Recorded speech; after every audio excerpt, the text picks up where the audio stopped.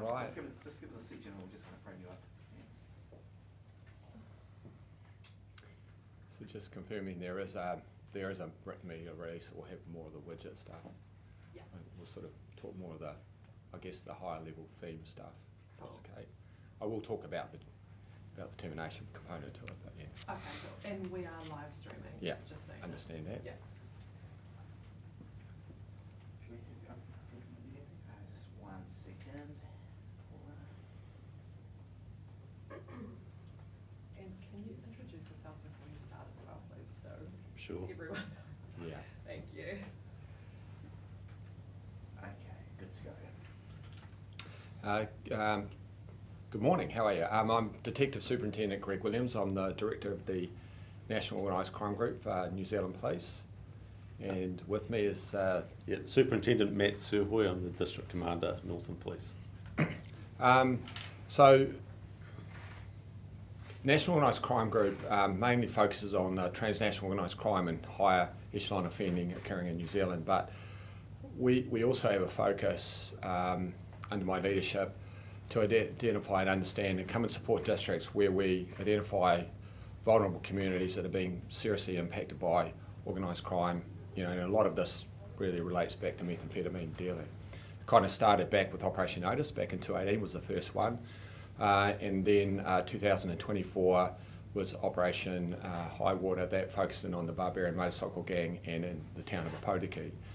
And that particular job was a little bit different because through all the course of even when Carrau started, you know, we've across government developed the resilience organised crime strategies, which has seen the involvement of resilience organised crime teams being situated across the country, and including up here in Northland, and Matt will talk shortly about that sort of impact for them.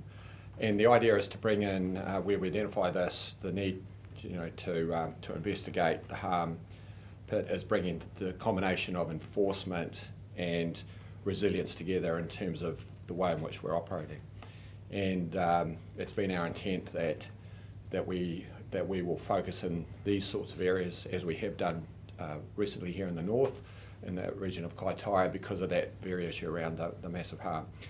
And we kind of, after the end of High Water, it was where do we go next, and it was in fact up into Northland. We decided that we needed to come. No great surprise, because even in the recent wastewater, it's a tragedy in terms of the meth addiction rates for the far north. You know, Kaitaia particularly, you know, almost at the top in terms of the country. You know, off the back of that is massive social harm that's occurred in that space.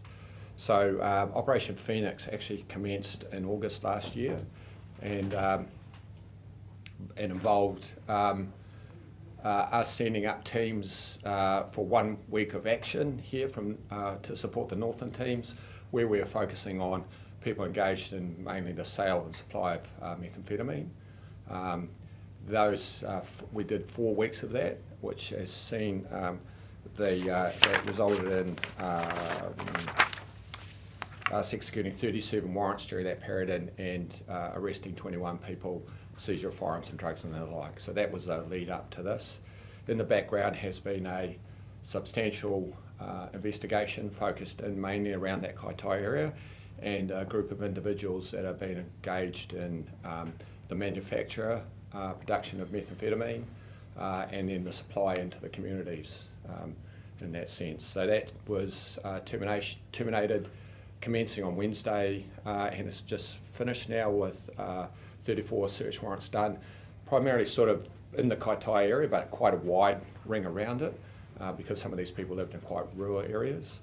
That operation was supported by 70 staff coming up from my teams out of Auckland, 21 staff out of Northland, supported by AOS, our armed defenders teams, specialist search teams, our Clan Lab teams, along with support from ESR, the ROC teams that also came up to be part of the operation in terms of the resilience piece and providing support to the far now of the people that we've charged, because obviously, you know, often they're also suffering the sense. So that's been that sort of focus of that. So far, that, as I said, has resulted in the arrest of 14 men, 12 of which appeared in the court, I think, yesterday. We executed warrants today, so it's still happening. Well, we're just finishing now, in that sense. We recovered operating clan lab equipment, chemicals related to clan labs, methamphetamine, 9 firearms so far, including a loaded pistol found in a backpack in a child's bedroom at one of the main target's addresses. So it's kind of seriously concerning to see that occurring. Cannabis and other drugs. So those men are facing a raft of charges related to manufacture of methamphetamine, supply of methamphetamine, operating as an organised crime group, and other associated firearms offences and the like in that sense. In the other operations that we've run like this, we see it as a chance, for communities potentially to reset themselves. And through the course of this investigation, we, clearly identify a large number of users out there that are being basically addicted and controlled by this process. And we found from previous jobs like High Water and Potiki that we have people want to reach out. So that's a really key component, and District Commander will talk about that element, about how that looks, but we see this as a pivotal thing to do. And in fact, there's a strong connection actually between National Organised Crime Group and Northland, because we were the project lead for the launch of the Te Ranga program here in 2019, which is probably the lead sort of project running around how we roll people out of meth addiction in that sense. That's probably the key points. Probably the only thing is too, the guys or the offenders that we are dealing with, had tribesmen's links, so that seemed to be the gang, and there is some connection to headhunters up here as well in that sense. Cool. Thanks, Greg. From a Northland perspective, we're very, very happy to have the NOCG team up here with us. This is a culmination of a years-long exercise. Takes a long time to prepare these sorts of operations, and obviously there's not much that we can talk about leading up to termination like we've had this week. We've been listening to the community. There's been a lot of noise in the community. The community want this. They want us to do something about this. So we're really, really pleased that with the results this week. Taking these people away from the, out of the equation at the moment by putting them before the courts, it really provides that opportunity to fill that void with something positive. So, in the way these operations and these search warrants are executed, our ROC team goes in behind the investigation team and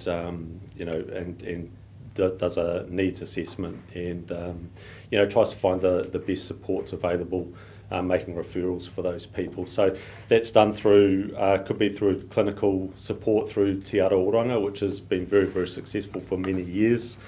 That also can be done through our other funded ROC providers, the NGOs that work with us alongside. So there'll be a number of people that haven't been caught up in this, that this might trigger the need for some sort of support as well. And there are a number of ways that they can contact us.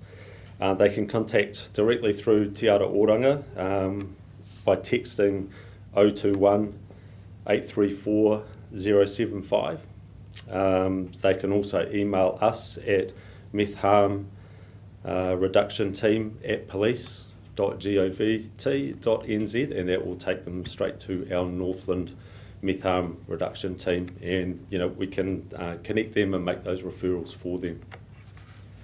I think it's really clear that the community has said that they're not going to accept this type of behaviour in our community up here. So a lot of the information and knowledge about who these people are and where they are, it sits within the community, and we just encourage them to come forward.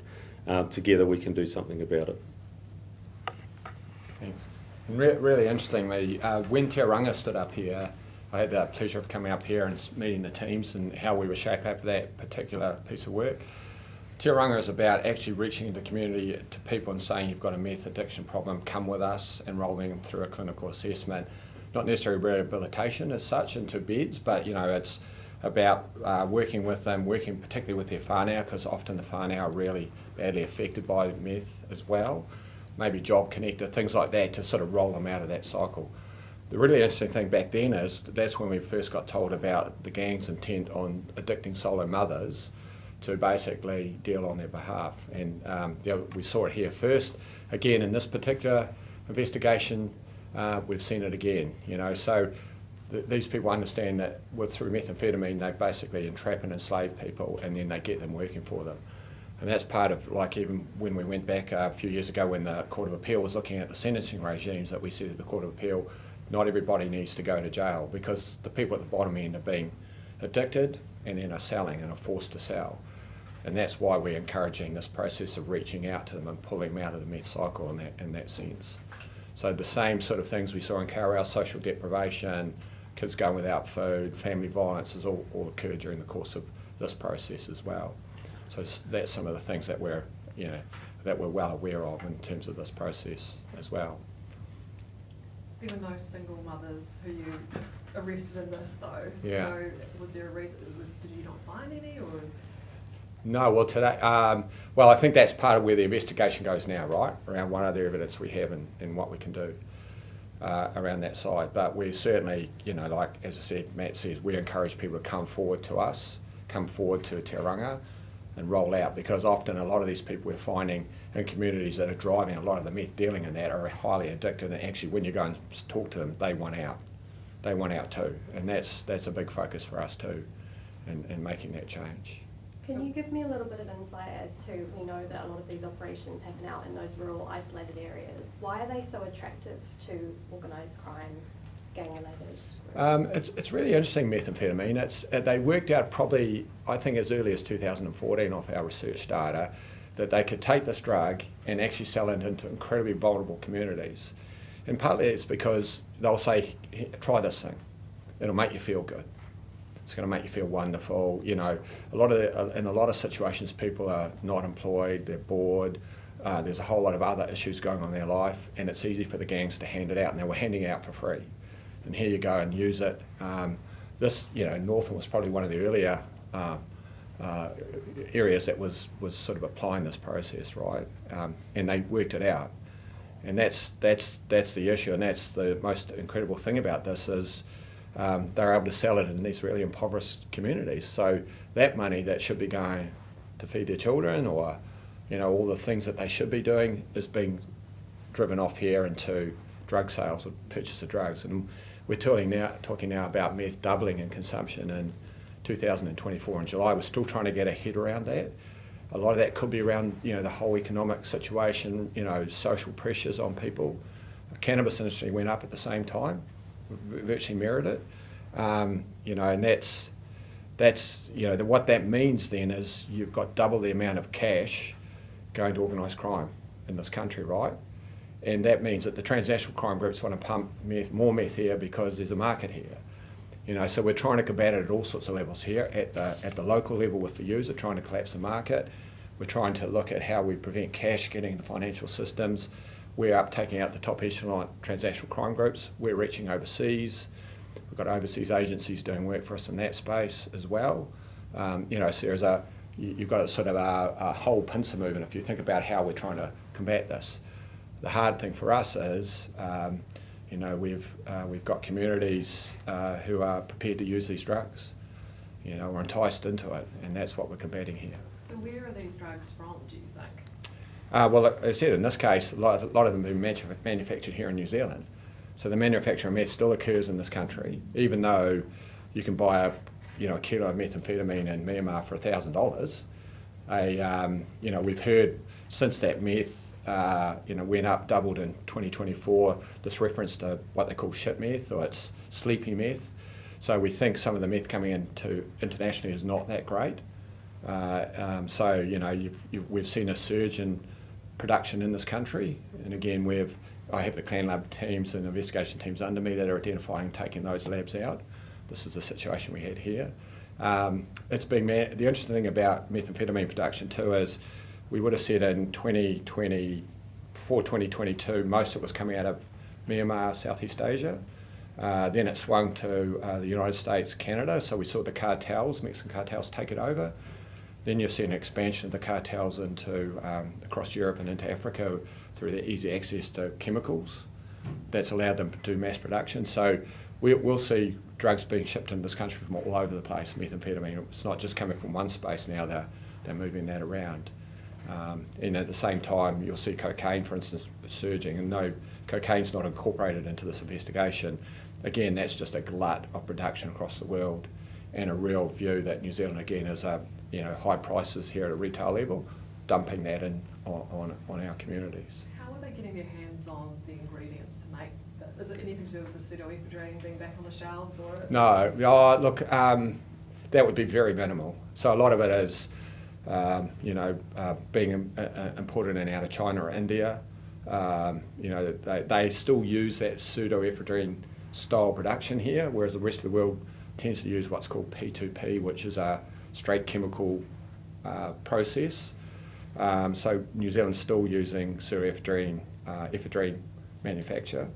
But yeah, there's a ready supply out there, and we actually have been doing some work again globally around trying to stem that flow of legal chemicals into this as well. They're not buying it from the pharmacy? No, no. Are you able to give me any insight as to, we obviously know that this operation was based in Northland. How does it sort of connect to the rest of the country in terms of the rest of the country's meth use, and how vital is an operation such as this with the rest of the country? It's a very good question, right? Because I think while here this particular group was manufacturing, we've seen a number of different cases in the past where you've had manufacturing being done up here to supply to the Auckland markets. They seem to like to come up here. There's lots of places you can hide away and produce here, I suppose, in that sense. Whether it's up here or it's Christchurch or Southland, there is always a nexus, and the nexus is Auckland. So whether product comes into Auckland where the major gangs operate, the drugs will flow out and the cash will come back.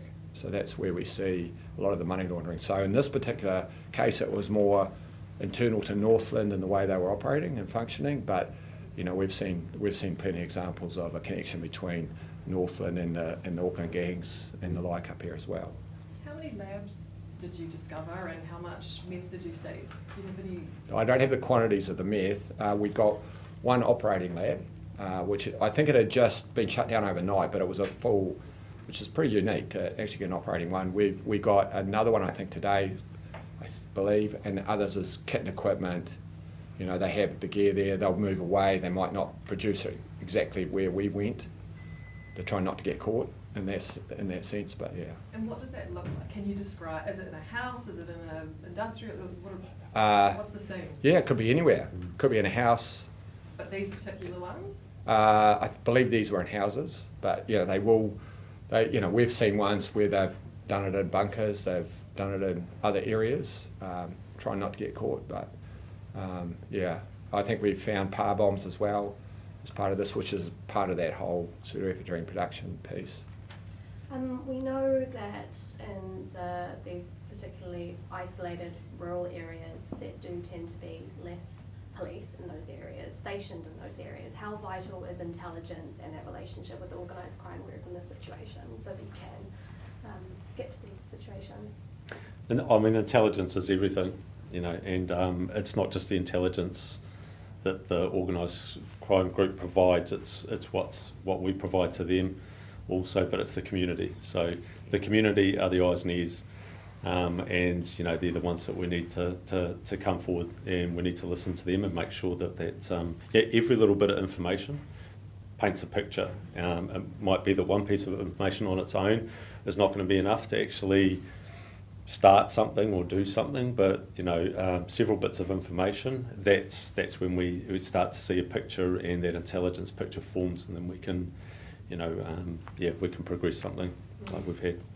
So in terms of the information for this particular operation, how vital has that been from the community information there? Has it been vital in order for this to sort of unfold? Good insight into that. Look, this is one of our normal sort of investigations we run, right? So a lot of it's, once we get the initial information, that's a critical component, then we carry out the investigations that we do to gather the evidence, right? And the fact you think you're hiding up a little back road somewhere and you're untouchable, well, this proves that you're not. We've got quite significant reach, where we need to have it in this sense, right? So I think that's a message out to these people who think that they can just do this and get away with this, really, create that harm. When in fact, when we come, you're going to be looking at quite serious offences and the like. Can you clarify how many people were charged and how many search warrants? There's a discrepancy between our press release and what you've said. Yeah, and I've that's... said 11 and you've said 14, I think. Yes, yeah, so it is 14 as of this morning, so that may change yet, but that's the team just coming back to me to tell me that. 34 warrants in total in this phase. And how many families are you supporting? You're talking about rock going in and Yeah. like what's the breadth of the harm, I guess? Well, that was do you want to? Yeah, I mean that's going to develop over the coming days. So the referrals are starting to be made, and they're just going to continue on over the next few days. But there'll be more people that will contact as a result of that, and through the contacts that our ROC team and staff are making at the addresses. I mean, it's a voluntary thing, obviously. So we're encouraging people to come, and they will come back to us as the days progress. And there will be information that comes out from those people that will lead to other contacts needing to be made. So, we just don't want to have any wrong door for people. So it's about, just really making it available for them so that they can, that if they want some help, the help is there, and making sure they really have all that information. Is there any evidence? Sorry. I was just going to say, I think that's an impact, a key focus of yesterday's warrants today is to have the ROC teams there. Because we understand, the trauma to the families about what is it, the initial support pieces we can give, and then that might actually feed into some support for addiction and other things going off the back of that as well. So that was a key component. I was at one warrant yesterday, and then which involved a couple of kids and a mum, and we made sure they were warm, fine. We got them off to some other place, and they actually thanked us for our kindness and the way we operated with them, right? So I think that's the key point, right? Understanding that impact on the families and the like. The young children? Yeah, and I mean, look, I think if we sort of think about where we need to go with this whole meth addiction piece, it's really focusing on tamariki and the children and the different pathways for those children, right? That's really where we sort of like to see the focus going for them coming through, Yeah. Right, probably one last. Do you have any, by shutting this down, Yeah. how much are you taking off this? Do you have any idea about the scale of the impact of this operation? Well, I think it's, in terms of for Kaitaia in that area, this is significant. This group was doing a large amount of the manufacturing supply into the area, but let's be realistic. I don't believe that because we do this, we'll see a falling off of meth consumption for Kaitaia for a bit. We saw it in Apotiki. We'll see other people come and step in, right? This is a long-term game, right? This isn't just about one-off job, but this is significant for this group and the impact they're having. And you said search warrants in Auckland? Is this Yeah, related sorry, yeah, so as how well. does that relate to this? They're just interconnected to the investigation in terms of potential targets there. Right, one last one. Are you able to give me any insight as to how we know, obviously, like you said, this is stuff that's happening in New Zealand? Is there any connection at all to any organised international groups that you're aware of? And has there been any evidence of that? As I said, with this particular group, they were manufacturing themselves here, selling to the community. So it's a bit more localised, domestic type production. But, as I said, there's national, transnational links right across New Zealand. Are you able to say whether that type of operation is more common in Northland or? No, manufacturing meth, actually Northland, Auckland, Waikato, Bay of Plenty seems to be the bulk of where we see that occurring. Probably just their location to Auckland and to the ports around chemicals and other things coming in. So, but as another example of just signing an agreement with Responsible Care, which is with the chemical industry across New Zealand, about them being aware of what chemicals they're seeking, and that sort of process, which is part of an ongoing program we work with them also. Right. Thanks very much, team. Cool. Thank Thank you. you. Cheers.